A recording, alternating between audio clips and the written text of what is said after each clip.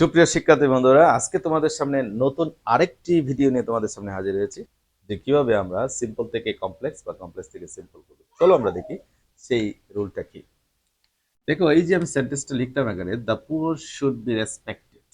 এই সেন্টেন্সটা হচ্ছে সিম্পল সেন্টেন্স। আর এই সিম্পল সেন্টেন্সের ধরনটা হচ্ছে, দেখো, আমরা যদি সাবজেক্টকে একটু বিশ্লেষণ করি তাহলে হবে এরকম যে অ্যাজেক্টিভের আগে দি রয়েছে। মানে অ্যাডজেক্টিভের আগে যদি দি থাকে সিম্পল সেন্টেন্সের মধ্যে, আর সেই দি প্লাস অ্যাডজেক্টিভ যদি সাবজেক্ট হিসেবে অথবা অবজেক্ট হিসেবে আসে, তাহলে সেই সিম্পল সেন্টেন্সকে আমরা কিভাবে কমপ্লেক্স সেন্টেন্স করবো সেটা আজকে দেখানোর চেষ্টা করবো। দেখো, তাহলে আমরা দেখলাম এখানে পোর শব্দটি হচ্ছে অ্যাডজেক্টিভ, তার আগে দি আছে, তার মানে সাবজেক্টের অংশে যে অংশটা আছে সেখানে আছে দি প্লাস অ্যাডজেক্টিভ। তাহলে এই অংশটাকেই মূলত আমরা কাজ করবো।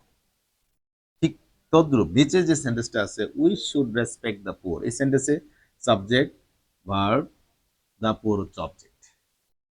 তাহলে কথা হচ্ছে,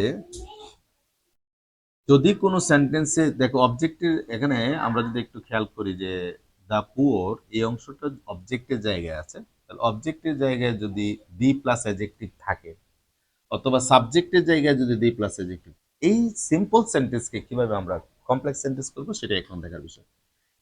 যে আর্টিকেলটা এখানে আছে দি, সেই দি এর পরিবর্তে আমরা কমপ্লেক্স করতে গেলে আমরা লিখব দোজ হু আর। শুধু এই দি এর পরিবর্তে আমরা লিখব দোজ হু আর, আর কোনো পরিবর্তন নাই, পরে যা আছে পুরোটাই লিখতে হবে। তাহলে দি এর পরিবর্তে আমরা কি লিখছি?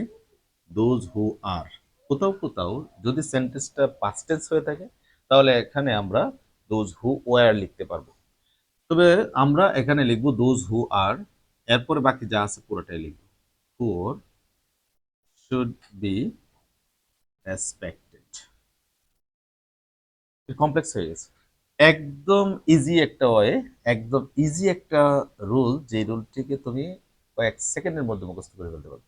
যেমন মনে করো এখানে লেখা আছে we should respect the poor. এখানে এই সিম্পল সেন্টেন্সের মধ্যে অবজেক্ট হিসেবে আছে দ্য পুয়ার, তার মানে দি প্লাস অ্যাডজেক্টিভ আছে। শুধু আমরা এই দি এর পরিবর্তে আমরা লিখবো, যেমন পুরাটা আমাদের লিখতে হবে উই শুড রেসপেক্ট, দি এর পরিবর্তে লিখবো দোজ হু আর, পরে পুরোটা বাকি অংশ যেটা আছে সেটাই আমরা লিখে ফেলি। শিক্ষার্থী বন্ধুরা, আমরা শিখতে পারলাম যে কিভাবে দি প্লাস এজেক্টিভ যদি কোনো সেন্টেন্সের সাবজেক্ট বা অবজেক্ট হিসেবে আসে তাহলে সেই সেন্টেন্সকে কিভাবে আমরা কমপ্লেক্স করব সেটাই আজকে এই ভিডিওর মাধ্যমে দেখালাম। ধন্যবাদ সবাই।